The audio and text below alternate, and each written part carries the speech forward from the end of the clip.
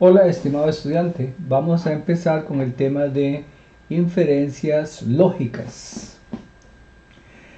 La inferencia es la relación entre las premisas y la conclusión de un argumento o razonamiento.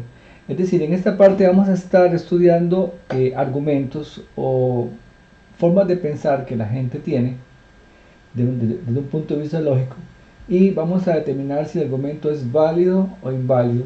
Y para eso vamos a usar el conjunto de equivalencias que hemos trabajado hasta el momento. Este, Generalmente los argumentos utilizan proposiciones, ¿verdad? Eh, P1, P2 hasta P n, que llamaríamos premisas. Una premisa es algo que se da por cierto, pero solamente para ese caso en particular. Eso es una premisa. Como cuando usted dice, por ejemplo, supongamos que Juan es canadiense. Entonces, eso es una premisa, porque usted supone eso por ese momento. Pero en general no es cierto que cualquier Juan sea canadiense. Y vamos a notar que si yo supongo esto, y esto de acá, y esto de allá, entonces esta conclusión se da. Eso es lo que llamamos una argumentación. Y lo que queremos ver de este tipo de argumentación es válido o inválido. Generalmente, debemos decidir si esta implicación es una tautología. Y si es así, entonces diríamos que el argumento o el razonamiento es válido. ¿Okay? Es decir, yo supongo que peso 1 es cierto y que peso 2 es cierto, bla, bla, bla, hasta peso n, las cantidades de premisas que usted tenga. Entonces, si resulta que esta condicional que está acá es una tautología, entonces esto de acá va a ser un razonamiento válido. Ahora, ¿y cuál sería el razonamiento no válido? Bueno, sería que usted encuentre un caso en que estas premisas sean verdaderas y la conclusión sea falsa, porque esto que está acá es una condicional. Recordemos que la condicional es falsa si la parte que inicia es verdadero y la parte que termina es falsa. El antecedente verdadero y el consecuente falso, eso es falso, ¿verdad? El caso TF, ¿recuerdan? TF, te fregaste. Entonces, yo siempre, si voy a suponer o voy a suponer que las premisas son verdaderas y probar que la conclusión es verdadera, eso es, perdón, perdón. Eh, bueno, entonces para determinar si un razonamiento es válido, yo supongo que las premisas son válidas y trato de mostrar que con esos supuestos la conclusión es válida. Ahora, ¿qué pasa si yo sospecho o me dicen que demuestre que el argumento es inválido? Para demostrar que el argumento es inválido tengo que encontrar por lo menos un caso en el cual las premisas sean verdaderas y la conclusión sea falsa. ¿Okay? Son dos estrategias distintas. Si me dicen que pruebe que es válido, supongo que todo es verdadero acá. Yo trabajo con equivalencias y con todas las propiedades que tengo hasta demostrar que la conclusión es verdadera. Pero si yo sospecho o me dicen que el argumento es inválido, yo lo que hago es buscar un caso particular, asignándole a las proposiciones involucradas valores específicos para ver si es posible encontrar un caso en el que eso sea premisas verdaderas, conclusión falsa. Y entonces, esa sería la estrategia. Ya vamos a ver algunos ejemplos de eso. Ok, eso es lo que acabo de decir. Entonces, los elementos no serán válidos si la condicional anterior es falsa. Esto ocurre cuando este es verdadero y esto que está acá es falso. Ok, tenemos dos tipos de ejemplos o ejercicios típicos. Voy a escribir aquí un poquito en la pizarra para que lo vean. Generalmente a nosotros nos pueden dar un poco de texto, ¿verdad? Dan texto y aquí me quedó con X. Yo eso lo convierto a lógica, ¿verdad? Y trabajando aquí yo hago o determino si el argumento es o no válido. Entonces a veces me dan ejercicios directamente en esta parte, en la parte lógica, pero a veces que me dan texto, tengo que traducirlo y luego determinar si el argumento es válido o inválido. Entonces hay de los dos tipos. Por supuesto que en el caso en que me den texto y me piden que lo pase primero la parte lógica y luego determinar si el razonamiento es válido o inválido, eso lleva un poquito más de trabajo. Entonces aquí me dice Juan participa como jurado. Dice, si Juan participa como jurado, entonces saldrá de viaje y deberá comprar un traje nuevo. Pero salió de viaje o compró un traje nuevo. Por lo tanto, Juan participa como jurado. Muy bien, entonces la primera parte sería simbolizar el texto, es decir, encontrar proposiciones que me permitan representar ese texto dado en lenguaje natural de manera en expresiones lógicas. Entonces podría, por ejemplo, poner que P es Juan participa como jurado. ¿Ok? El otro Q, Juan saldrá de viaje. Y R, Juan comprará o debe comprar un traje nuevo. ¿Ok? Luego aquí dice, pero salió de viaje. Entonces ya esta está incluida. Por cierto, cuando trabajemos con texto, una cosa que vamos a estar haciendo nosotros es relajando un poquito lo que son sobre todo tiempos verbales, porque aquí dice, pero salió de viaje, eso es pasado. Y la proposición Q dice, Juan saldrá de viaje, eso es futuro. Nosotros generalmente no haremos mayor distinción.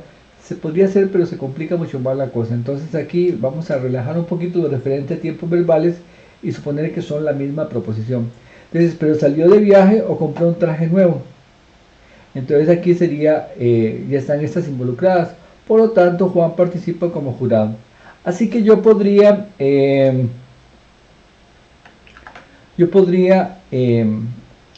representar el texto en proposiciones como siguen. Dice, Juan saldrá de viaje y deberá comprar un traje nuevo. Eso es una condicional. Entonces, aquí me faltó inclusive la palabra sí. Ah, no, perdón. Juan saldrá de viaje y deberá comprar un traje nuevo. Entonces eso se puede simbolizar como Q y R, ¿verdad? Si Juan participa como jurado, entonces saldrá de viaje y deberá comprar un traje nuevo. Entonces sería P implica Q y R. Y la proposición, pero salió de viaje o compró un traje nuevo, sería esta de acá. Sería Q o R. ¿Por qué? Porque Q es Juan saldrá de viaje y R es deberá comprar un traje nuevo. Entonces, la expresión original que me dieron, o el texto original que me dieron, por aquí lo tengo, vamos a ponerlo por acá, sería, vamos a hacerlo un poquito más grande, acá. Si Juan participa como jurado, entonces saldrá de viaje y deberá comprar un traje nuevo, pero salió de viaje o compró un traje nuevo. Por lo tanto, Juan participa como jurado. Eso quiere decir que puedo representar eso como P implica Q implica R, ¿verdad? Q o R, y la conclusión sería P, ¿verdad? O dicho en términos más poco poniéndolo como lo hicimos al principio de las argumentaciones, sería esa premisa y esta otra implica P. ¿Okay? Entonces, esto es lo que deberíamos nosotros determinar si es un razonamiento válido o no. Y para eso determinar si esto que está acá es una tautología. Son variables P, Q y R. Se podría hacer una tabla para ver si esto que está acá es una tautología o no. Ya vamos a ver que ese no es el camino más recomendado. El camino más recomendado es usar la lista de leyes, pero podemos hacerlo en este caso. Aquí está la tabla de verdad. Y notamos que cuando uno hace la tabla de verdad, podríamos entrar en detalle de cómo se construye, pero vamos a obviar ese detalle. Notamos que hay algunos casos que dan F. Entonces no es tautología, porque hay algunos casos que dan F. Es decir, Es posible encontrar valores para las premisas, perdón, para las variables, de manera que las premisas sean verdaderas, como acá, pero la conclusión sea falsa. Entonces, déjeme ver. Efectivamente, en este renglón que se señala con esta flechita tenemos que aquí la primera premisa, que es esta, es verdadera, ¿verdad? Esta de acá. La segunda premisa, que es QR, es verdadera. Y la conclusión, que es esta de acá, puse un asterisco porque toda esta expresión era muy larga, pero esta que está acá es falsa. Por lo tanto, esto que está acá no es una tautología y el argumento es inválido. Insisto, esta forma de demostrar que el argumento es válido o inválido depende de la expresión con la que estemos trabajando. Por ejemplo, uno podría decir, tal vez no es necesario hacer toda la tabla, yo necesito nada más saber que esto que está acá tiene que ser verdadero, que esto que está acá tiene que ser verdadero y que esto que está acá tiene que ser falso. Entonces uno dice, bueno, si P es falso, entonces ¿cómo hago para que esto sea verdadero? Q y R pueden ser lo que quiera, y así puedo darle valores a las proposiciones. En los ejercicios del libro hay ejemplos exactamente en esta línea, y ustedes lo pueden revisar para que los hagan, porque son bien importantes. O sea, uno encuentra una asignación específica de las proposiciones, de manera que tiene premisas verdaderas y conclusión falsa. Eso es básicamente lo que hay que hacer para demostrar que la argumentación es inválida. Para demostrar que la argumentación es válida, la tabla también funciona, pero vean que aquí tenemos ya tres proposiciones y nos salió una tabla con 8 filas más el encabezado. Es un poco pesado hacerlo de esta manera. Usted lo puede hacer, pero entonces al final tiene que obtener que toda la última columna sea verdadero. Muy bien, lo más conveniente era usar nuestras tablas de leyes. Eso es lo que eso es nuestro caballo de batalla.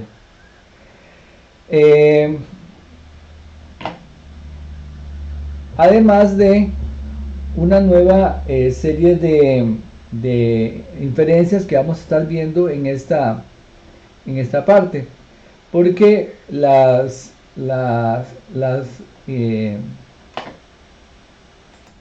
argumentaciones pueden ser de varios tipos. En algunos casos yo puedo irme por equivalencias y llegar a resultado. Por ejemplo, yo puedo decir, vieran que si tengo esto, entonces también tengo esto otro, porque resultan equivalentes. O sea, si yo tengo 2 billetes de 1000, puedo decir que tengo 2000 colones. Es lo mismo. Pero hay veces que uno puede hacer inferencias. Inferencias es un poco venir de lo más general a lo más particular. Por ejemplo, si yo tengo 5000 colones, yo puedo pagar cualquier cosa que cueste menos de eso. ¿Ya? Puedo pagar por ejemplo, un paquete de galletas, o puedo pagar un café, bueno, por lo menos en estos días. Entonces, eso es una inferencia.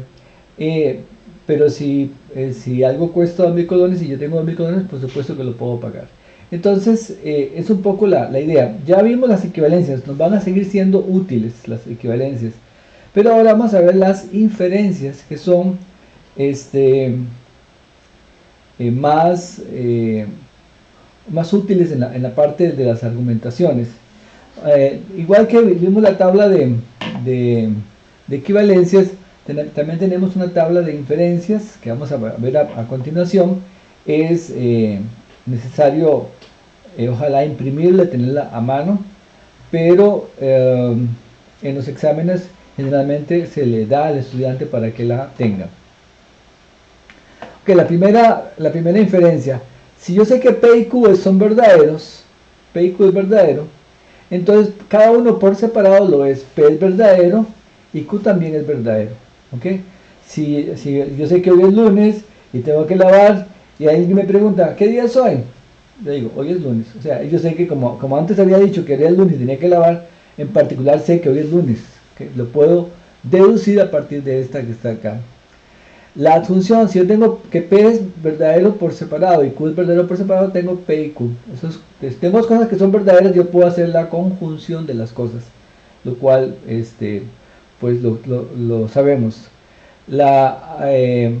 Si tengo que una proposición es verdadera, esa proposición o lo que sea es verdadero. Es que acuérdense que habíamos dicho que si usted, por ejemplo, va a comprar un carro y le pone una condición u otra, por ejemplo, usted dice, yo quiero que sea que tenga un solo dueño, o que sea de un modelo de menos de 5 años. Y si ya me dicen que es de un solo dueño, entonces yo ni me molesto en chequear la otra condición, porque con solamente una basta. Entonces, si tengo que P es verdadero, P o lo que sea es suficiente, o sea, P o Q o R o S o T. Si sé que una es verdadera, el luego con una que sea verdadera es suficiente. El modus ponens es muy importante. El modus ponens es cuando usted tiene la regla y tiene la condición que dispara la regla. Por ejemplo, yo tengo una regla que dice, los lunes lavo. ¿Okay? Si es lunes, entonces lavo. ¿Ok? Entonces llega, por ejemplo, mi esposa y me dice, Juan, hoy es lunes. Entonces yo sé que tengo que lavar, ¿verdad? Esa es la forma en que se dispara la regla.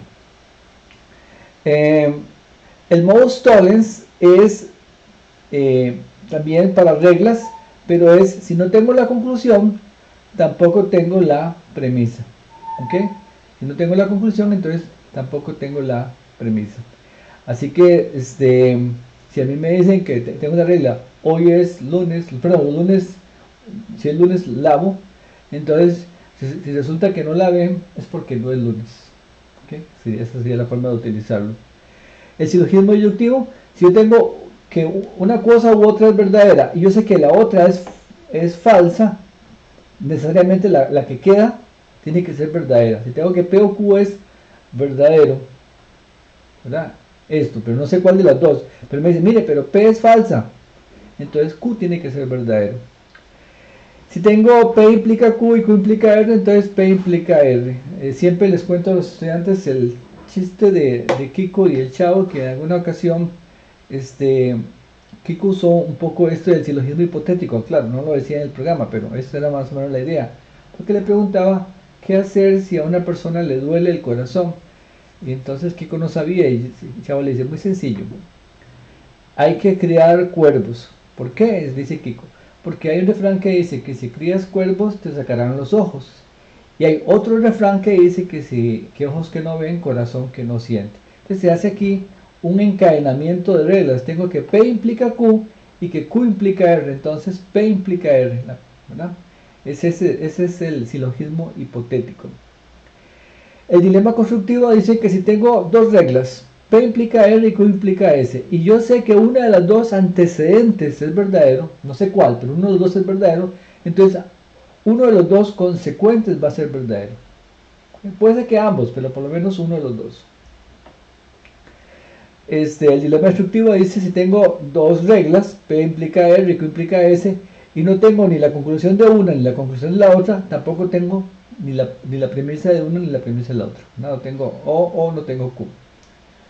Ley de casos, si tengo que P implica Q y no P implica R, entonces Q o R. Claro, es que P siempre está la situación de que P sea verdadero o P sea falso, solamente hay dos posibilidades.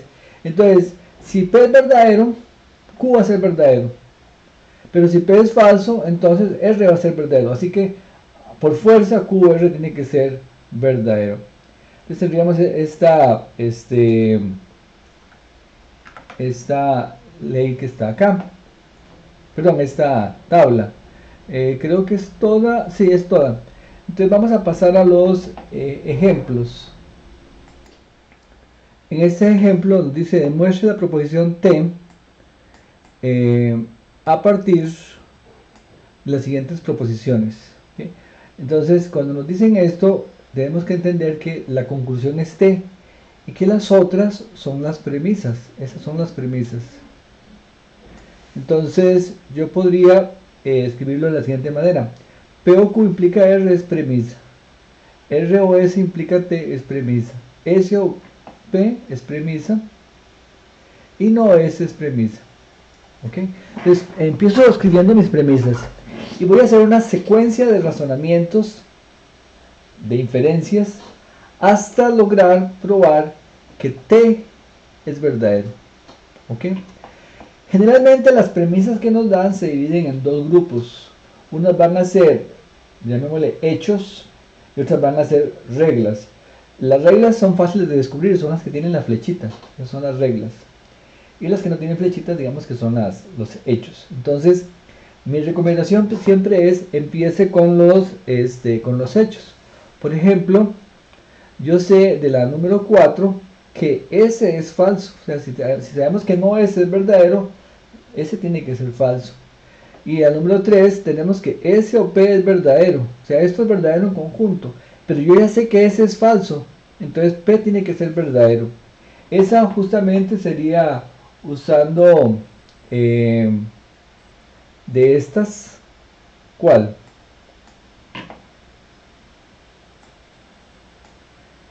Esta. Si tengo un O y sé que una es falsa, la otra, vamos a abrirlo aquí, la otra tiene que ser verdadera. Entonces voy a aplicar eso aquí. Así que yo puedo concluir que P es verdadero por usando silogismo disyuntivo en 3 y 4.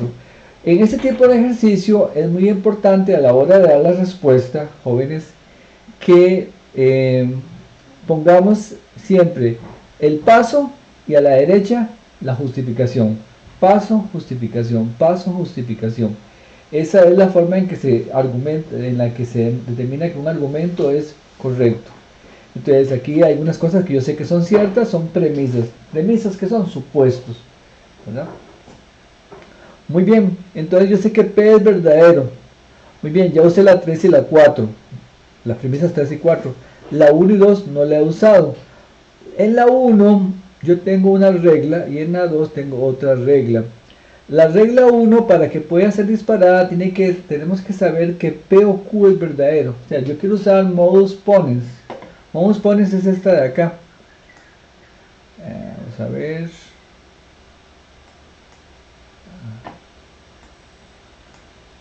Acá, modus ponens, la número 4. Dice que si tiene una regla y tiene el antecedente, tiene el consecuente. Entonces yo tengo aquí una regla y quiero ver si se dispara o no se dispara. Fíjense que yo sé que P es verdadero, pero también sabía que si P es verdadero, P o lo que sea también es verdadero.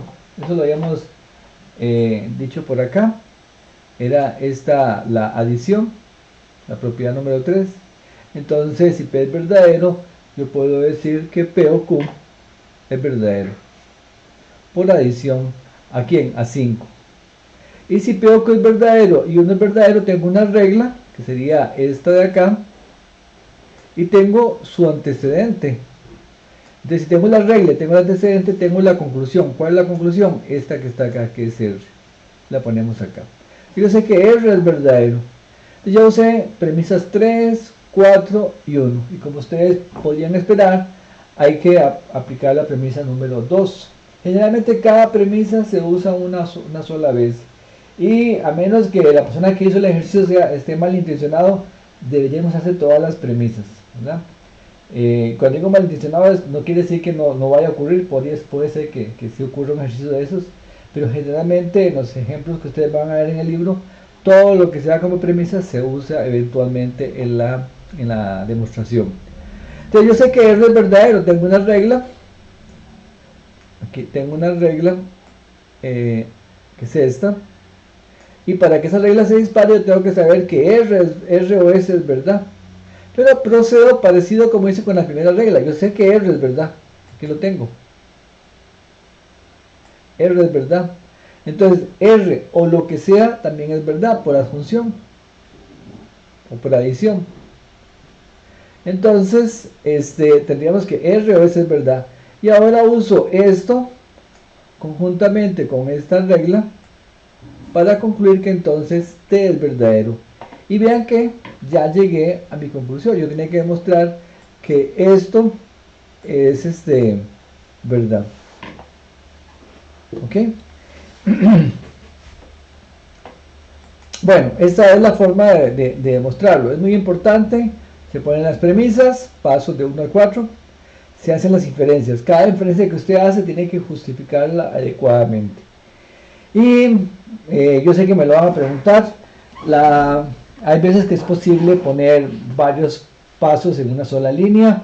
Yo no lo recomiendo, sobre todo a nivel de examen. Es mejor un paso a la vez, pero no es que esté malo, ¿verdad? Voy a mostrar gráficamente cómo podría también verse un poquito esto. Voy a poner por acá las premisas. Vamos a ver. Voy a ponerlo por aquí en el dibujito. Aquí está. Okay. Por ejemplo, nosotros notamos que hay una premisa que dice que P,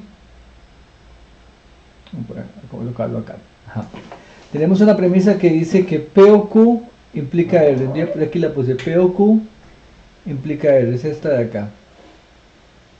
Okay. Hagan de cuenta que el resto del dibujo no está, digamos, yo dibujé primerito esta parte de acá. Luego hay otra que dice que R o S implica T, R o S implica T. Y yo sé, no, perdón, sí, R o S implica T, por aquí también está. También estarían desconectadas por el momento. Tengo por acá que S o P es verdadero, S o P es verdadero, por aquí lo puse. Y que no S es verdadero. Entonces, por acá tengo una regla que dice que... bueno, ya está la conclusión. T. La conclusión T, la única forma de llegarle es con esta regla que está acá, con R o S. Entonces yo puedo empezar por acá y decir, bueno, para tener T como verdadero tendría que tener R o S. ¿Okay? Más bien creo que así fue como lo pensé originalmente. Sí. Es que eso lo hice hace un tiempo y ya se me olvidó, pero bueno. Aquí empecé con T y quiero saber cómo poder llegarle a T. Bueno, si tengo T, pero para llegar a T lo podría hacer con esta regla que está acá. Pero esta regla ocupa saber que S es verdadero o que R es verdadero. Y yo me fijo acá y no hay ninguna regla que aterrice en S. Pero sí hay una regla que aterriza en R, que sería esta. Que dice que P o Q implica en R. Entonces digo, ok, entonces para que esto sea cierto, bastaría con que P o Q es verdadero. Pero para saber que P o Q es verdadero, yo ocuparía saber que Q es verdadero o que P es verdadero. Y nadie me dice que Q es verdadero, pero si hay una que me dice que P es verdadero. Por acá. Porque resulta que tenemos estas dos. Me dicen que S o P es verdadero y que no S es verdadero. Entonces estas dos de acá se pondrían en este dibujito. Yo puedo decir que P es verdadero. Entonces una vez que ya llego a, digamos que toco tierra firme, digo, ok, entonces ya lo tengo. Porque entonces, si tengo estas dos, tengo que P es verdadero. Y si P es verdadero, tengo que P o Q es verdadero. Y si P o Q es verdadero, entonces tengo que R es verdadero. Y si R es verdadero, entonces tengo que R o S es verdadero. Y si R o S es verdadero, entonces tengo que T es verdadero. Vean que se hizo una especie de razonamiento hacia atrás. Yo generalmente no uso dibujos para orientar la argumentación, pero tal vez en los primeros ejercicios podría dar alguna luz. Desafortunadamente, en este tipo de ejercicios no hay como una especie de regla o de algoritmo que diga, bueno, aplique esto y esto y esto. No, va a depender mucho de la forma que tiene cada ejercicio en particular. Veamos este otro ejercicio. Dice, demuestre la proposición A y R o A y S a partir de la proposición C implica R o S, A implica B o C, B implica no A, no D y A o D. Que esto ya no hace falta. Queremos demostrar esto. Muy bien, tendría entonces, vamos a ver, 1, 2, 3, 4, 5 premisas que escribimos aquí. Esas son mis 5 premisas, eso es lo que yo sé. ¿Qué tengo que demostrar? Esta es mi conclusión. Tengo que demostrar esto. Esto, si se fijan bien, yo podría simplificarlo un poquito porque aquí tengo una expresión, por eso decía que uno todavía puede seguir usando las equivalencias en algunos casos, pero no esta, sino más bien esta otra. Recuerden la distributividad, que si tengo algo que está común, yo lo puedo factorizar. Entonces,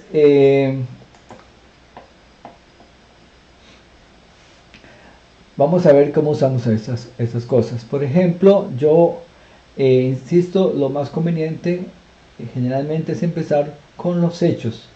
Que tengo 3 reglas, la 1, 2, 3, y tengo 2 hechos que son 4 y 5. Entonces voy a empezar con estos hechos. Yo sé que D es falso, ¿verdad? De la 4 yo sé que D es falso. Me dicen que A o D es verdadero y que D es falso, entonces la única posibilidad es que A sea verdadero. Aquí lo pusimos en la número 6, A es verdadero, y para eso aplicamos el silogismo disyuntivo en 4 y 5. ¿Okay?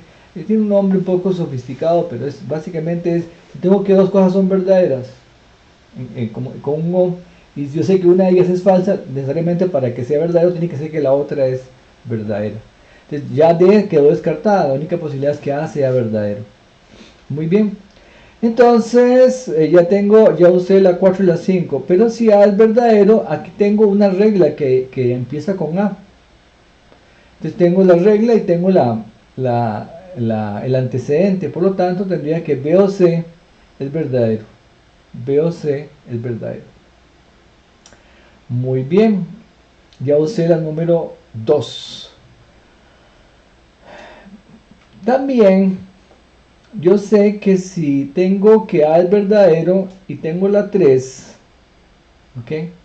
Yo puedo usar modus tollens. ¿Por qué? ¿Qué es lo que dice modus tollens? ¿Dónde la puse? Las reglas. Aquí está. Acá. ¿Qué es lo que dice modus tollens? Dice que si usted tiene una regla y aquí tiene el opuesto de la conclusión, va a tener el opuesto del antecedente. ¿Ven? Que estos dos tienen que ser opuestos. Entonces, aquí yo podría decir, mira, si yo tengo aquí una regla, B implica no A, y aquí tengo A. No A y A son opuestos, entonces tengo que tener no B como verdadero, ¿verdad? No B es verdadero. Muy bien. Entonces ya usamos la número 3. Pero de nuevo aquí, si tengo que B o C es verdadero y ya me descartan B, la única posibilidad es que C sea verdadero, ¿verdad? ¿Por qué? Porque por el silogismo disyuntivo aplicaban 7 y 8. Muy bien, y solamente me queda la regla 1. Y si yo sé que C es verdadero, entonces se dispara esa regla, tendríamos que R o S es verdadero. Y usted dice, caray, el problema es que no llegué a la conclusión todavía, porque la conclusión dice que es A y R o A y S. En este caso yo puedo fijarme que la conclusión que me dieron A y R o A y S, yo puedo aplicar la propiedad distributiva y decir, mira, yo aquí puedo factorizar, porque tengo la A aquí y tengo la A aquí, la pongo afuera y tendría esta expresión. Y si me devuelvo a ver mis argumentos, me doy cuenta que yo por aquí tengo por aparte que A es verdadero y que R o S es verdadero. Entonces, si cada uno por separado es verdadero, en conjunto lo son, ¿verdad? Usando adición en la 6 y en la 10.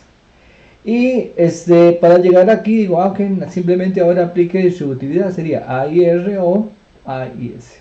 Entonces eso demostraría que esta expresión es verdadera y eso concluiría la demostración. Vamos a otro ejercicio. En este caso nos dan un texto y tenemos que demostrar ver si el texto es válido o inválido. En los ejercicios a veces se dice, ¿verdad? Antes, determine si el siguiente argumento es válido. Determine si el siguiente argumento es inválido. En este ejemplo, tal como está redactado, no se dice nada. Entonces, falta esa parte. Pero sí, lo que hay que hacer es demostrar, hasta donde yo recuerdo, todavía no he visto la solución, pero era demostrar que es válido. Entonces, me dan texto y tengo que pasarlo a la parte lógica y después tengo que ver si la argumentación es correcta o no, es válida o no. Entonces dice, si no compro el boleto del tren o no me gusta el arte moderno, entonces me quedaré en la ciudad y le obsequiaré flores a mi esposa. Si me hubiera quedado en la ciudad, habría asistido a la recepción, pero no asistí a la recepción. Por lo tanto, compré el boleto del tren. En este caso, tal vez la primera cosa que uno debe darse cuenta es que la conclusión generalmente se coloca en el texto al final y va antecedido de cosas como por lo tanto, se concluye que, se tiene que. En este caso, la conclusión es compré el boleto del tren y eso es lo que tenemos que verificar a la hora de revisar nuestra argumentación. Ok, vamos a descubrir las proposiciones involucradas. Dice, si no compro el boleto del tren, ven, aquí está en negación. Voy a poner P como compro el boleto del tren. Okay. Generalmente las proposiciones se ponen en afirmativo. No me gusta el arte moderno, entonces Q, me gusta el arte moderno. Entonces me quedaría en la ciudad, R. Y le obsequiaré flores a mi esposa. S, les obsequiaré flores a mi esposa. Si me hubiera quedado en la ciudad, esa parte ya está. Recuerden que en texto tenemos que relajar los tiempos verbales porque aquí estaba en un tiempo diferente, pero bueno, es lo mismo. Entonces ahí lo dejamos, me quedé en la ciudad. Habría asistido a la recepción. Esa habría asistido a la recepción no está, entonces lo tengo que poner como T. Asisto a la recepción o habría asistido, como quiera. Las dos cosas son válidas. Pero no asistí a la recepción, ya está. Por lo tanto, compré el boleto del tren. Compré el boleto del tren, sí, la primera P.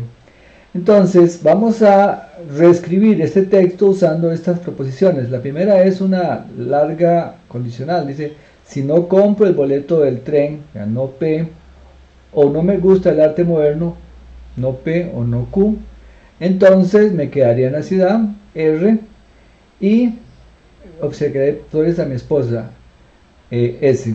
Sería así. ¿Ok? Luego, dice, si me hubiera quedado en la ciudad, habría asistido a la recepción. Es otra condicional.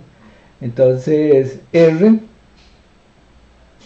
Entonces, T. ¿Verdad? Y, pero no asistí a la recepción. Esta no es una regla, sino que es un hecho. No asistí a la recepción, eso es lo que me está diciendo, es que no T. ¿Verdad? Y por lo tanto, sería la conclusión, ponemos una raya, 3 puntitos, los 3 puntitos significa se concluye que, y la conclusión es, cumplir el boleto del tren, sería P. ¿Okay? Este es mi texto, esta es mi versión en lógica, y nos toca ahora demostrar que esto que está acá es un argumento válido. Eso es lo que vamos a hacer ahorita. Entonces, vamos a realizarlo en la próxima página. Sería lo siguiente. Eso es una premisa, ¿verdad? Porque son 3 premisas. Premisa, premisa y premisa. Muy bien, en estas premisas notamos que tengo que R implica T y que no tengo no T, entonces, y esas son contrarias. Entonces, como son contrarias, tendríamos que, ¿qué cosa? Por modus tollens, que no R es verdad. Por modus tollens. Y aquí lo voy a hacer un poquito diferente a como está en los apuntes, porque yo digo, ok, tengo la que no es verdad, y me queda solamente por usar esta regla de acá, pero esta regla de acá resulta un poquito complicada. Entonces resulta más sencillo, en lugar de esta, usar su contrapositiva. Acuérdense de que uno siempre... ¿Dónde están las reglas? Se me perdieron. Aquí están.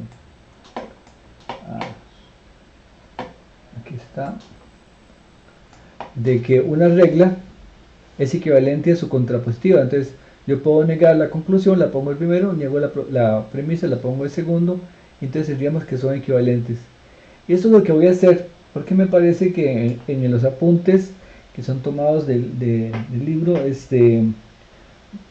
no está tan claro. Hagámoslo de esta manera. Vamos a ver, ahí. Fíjense que lo que me dan a mí es esto. No P o no Q implica R y S. Esta es la que tengo. La contrapositiva sería poner esta de primera, esta de segunda, cada una negada.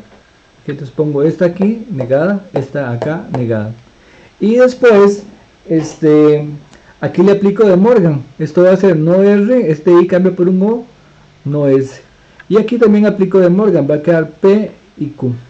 Entonces tendríamos que no R o no S implica P y Q. Pero yo tenía ya de esta parte que no R es verdad. El paso 4. Si no R es verdad, entonces no R o lo que sea también es verdad. ¿Verdad? Entonces, yo tengo del paso 4, voy a ponerlo por acá, el paso 4 dice que no R es verdad. Entonces, no R o no S también es verdad por adjunción, creo que se llama la propiedad. Y si eso no es verdad, se dispara esta regla. Tendríamos, por lo tanto, que P y Q es verdad. Y si P y Q es verdad, entonces cada una por separado lo es. Entonces P es verdad. Que es lo que queríamos, ya me quedó muy feo esto. Es lo que queríamos probar. Voy a seguir con la argumentación que está en los apuntes, pero aquí les estoy dando otra posibilidad para que ustedes también la consideren. Entonces, aquí igual dice que no es verdad. Aquí se hace algo parecido, pero un poquito más, menos natural. ¿Ok? Vean, aquí dice que no es verdad, entonces no R o lo que sea es verdad. Entonces voy a poner no R o no S.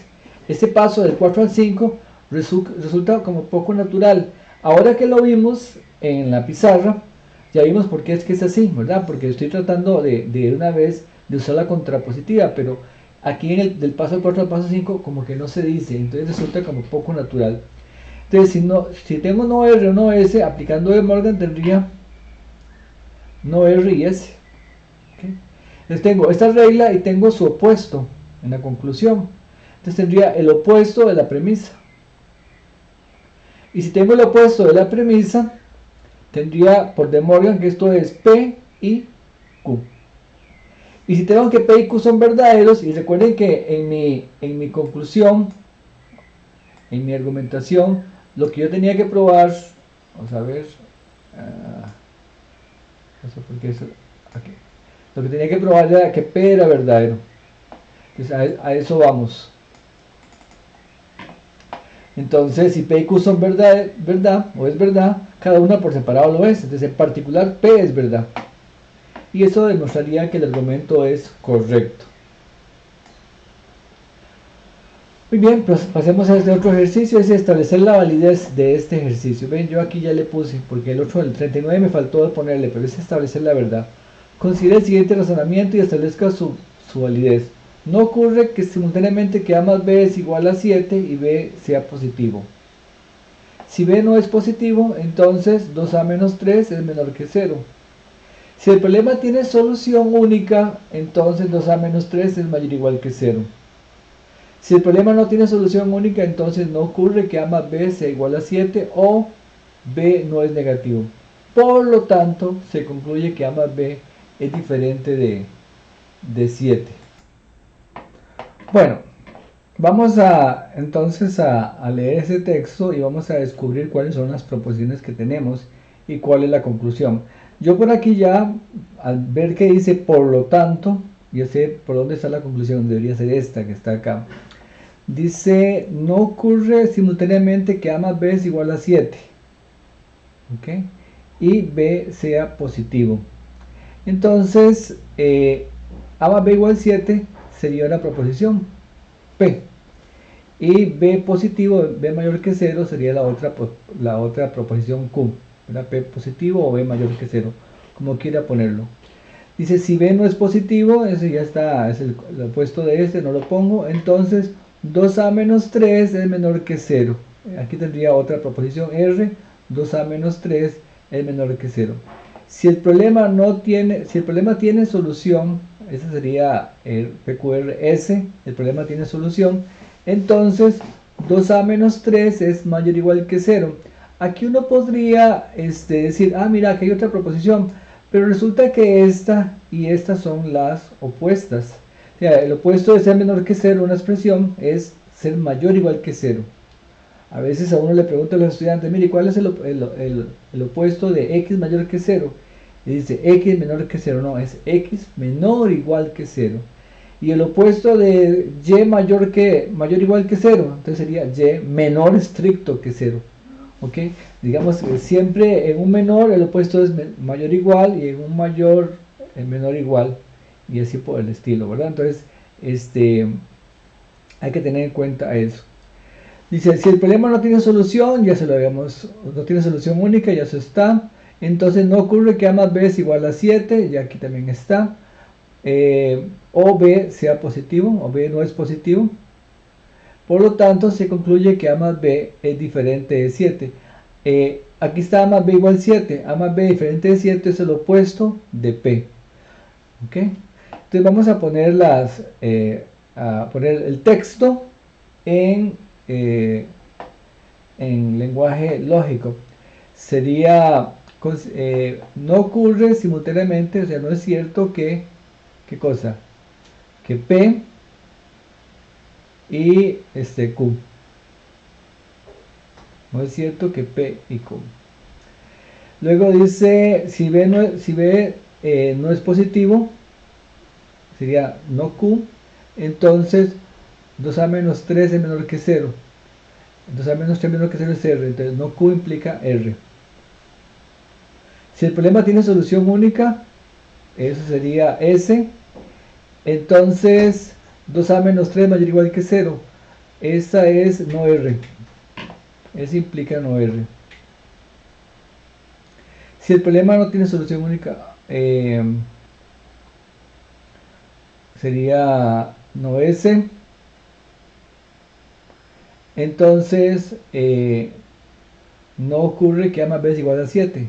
Entonces, A más B igual a 7 es P, entonces sería no P. Bueno, o B no es positivo, ¿verdad? No ocurre que A más B es igual a 7 o B no es positivo. Es que aquí empieza B. B no es positivo. B positivo sería Q, entonces sería esto.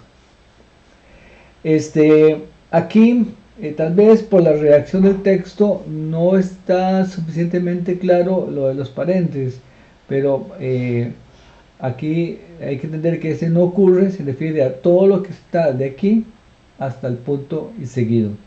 No ocurre que A más B es igual a 7, A más B es igual a P, entonces no ocurre P. O B no es positivo. B es positivo sería el Q, entonces no Q. Y la conclusión, por lo tanto, se concluye que A más B sea distinto de 7. A más B es igual a 7, entonces la conclusión justamente es no P. La conclusión es no P. En este razonamiento tenemos un problemita. No sé si lo detectan. Y es que no hay hechos. Son solamente, bueno, sí tenemos aquí unos hechos, pero casi todos son reglas, ¿verdad? Pero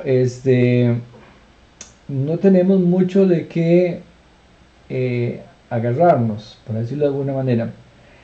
En los apuntes está resuelto de una manera, yo lo voy a resolver de una manera diferente para que ustedes vean otra posibilidad, otra forma de hacer ejercicios que a veces es conveniente. Vamos a pasar a la pizarra para que lo vean y ahorita explico de qué se trata. La idea es que uno, cuando no le dan muchos hechos, uno se los puede dar. ¿Y cómo es eso, profe? Si uno puede dar caso, porque uno tiene una serie de proposiciones, entonces uno puede decir, bueno, vamos a tomar la proposición W y voy a hacer el caso en que W es verdadero y voy a llegar a la conclusión. Y hago el caso en que W es falso y también llego a la conclusión. Entonces, esa es una forma de agregar hechos cuando no hay suficientes. Lo voy a aplicar en este ejercicio, no voy a explicar la solución que está en los apuntes, voy a explicar la que voy a mostrar aquí en la pizarra. Entonces pasamos a la pizarrita, ahí está, ahí he escrito todos los hechos. Muy bien, y me voy a dar casos, es decir, tengo variables P, Q, R, S. Y, por ejemplo, voy a tratar con S.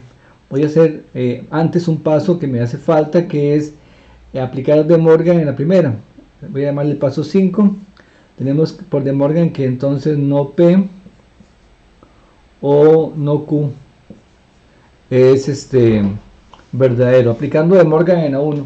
Yo no voy a escribir aquí las justificaciones porque no me cabe, pero ustedes las están oyendo. Muy bien, entonces vamos a empezar con el primer caso. El primer caso es, voy a suponer que S es verdadero. Entonces, ese es mi primer caso. Voy a ponerlo aquí en rojo. S es verdadero. Y, ok, digo, si S es verdadero, juntando la regla 3 con 6 y aplicando modus ponens, tendríamos que, voy a poner acá, que no R sería verdadero. ¿Okay?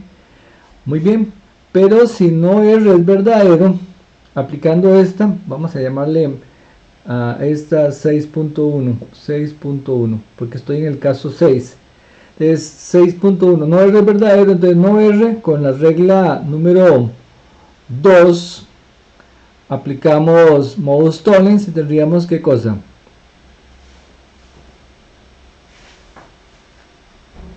¿Qué tendríamos? Tendríamos que, por modus tollens, que el opuesto es verdad, entonces tendríamos que Q es verdad, ¿verdad? Esa sería la 6.2, Q es verdad. ¿Okay? Aplicando modus tollens, a ver, se me olvidó, modus tollens en la número 2. Muy bien, pero ahora juntemos, yo aquí tenemos que Q es verdadero, ¿verdad? Si Q es verdadero, no Q, ¿cómo tiene que ser? Falso. Y si no Q es falso, la única forma de que esto sea verdadero es entonces que, por silogismo disyuntivo, sería que no P sea verdadero. Y ya llegamos a nuestra conclusión, que la conclusión es no P. Perdón, aquí hay una manchita que quedó de hace un rato. Muy bien, entonces ya ahí en este caso 6 yo llegué a mi conclusión, no P. Vamos ahora al paso 7, que es suponer no S. Vean que en un caso yo supongo S y en otro caso yo supongo no S. Ok, si tenemos no S usando modus ponens en la 7 y la 4, tendríamos en 7.1, ¿qué cosa? Tendríamos no P,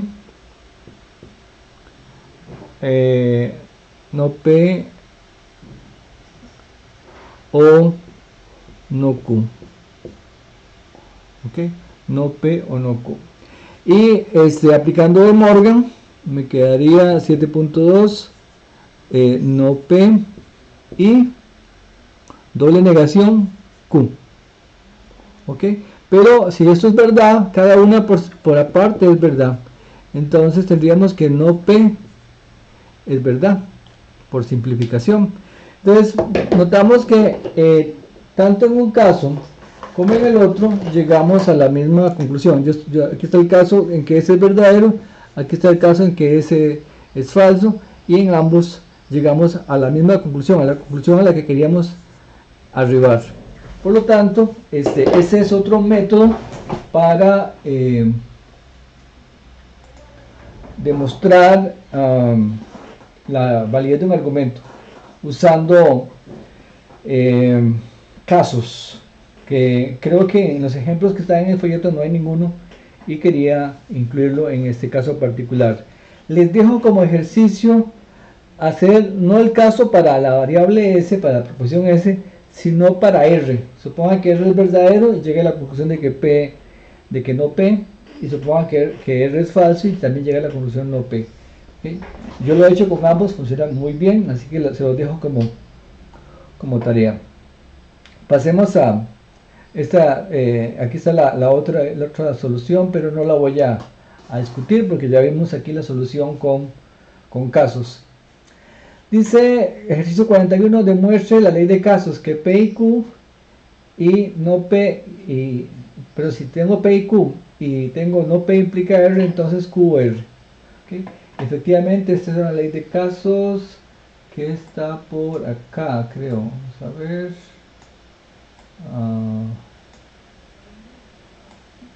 Aquí está. Ley de casos. Aquí está. La última. Es la que quieren que demostremos. Que si P implica Q y que si no P implica R, entonces Q o R. Bien. Entonces vamos a demostrarlo. Ok, en este caso tendríamos en este razonamiento dos premisas. Esta es una premisa, esta es otra premisa y esta es la conclusión. Entonces, pongámoslo así, P implica Q es una premisa, no P implica R es otra premisa. Ok, ahora voy a aplicar de la tabla otra regla que no sea la que me piden que demuestre. Y voy a usar justamente la anterior a la ley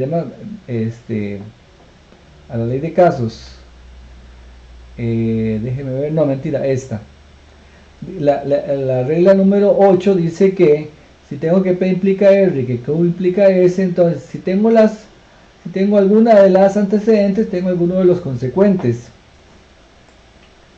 Y aquí tengo algunos de los antecedentes. Bueno, es que yo sé que que P o no P es verdad. Siempre, ¿verdad? Recuerden que es era una de las tautologías que empezamos a ver al principio, que yo siempre le llamo ser o no ser, eso siempre da verdad. Entonces tenemos que esto es verdadero, por ley de inversos. Y si esto es verdad, yo aplico entonces este dilema constructivo de acá y tendríamos que sus conclusiones son verdad. Entonces tendríamos que Q o R es verdad. Y llegamos ya a la conclusión. Entonces eso sería la demostración. Esto demuestra la validez del argumento. Bueno, vamos a quedar aquí. Pasamos después al siguiente tema, pero en otro video.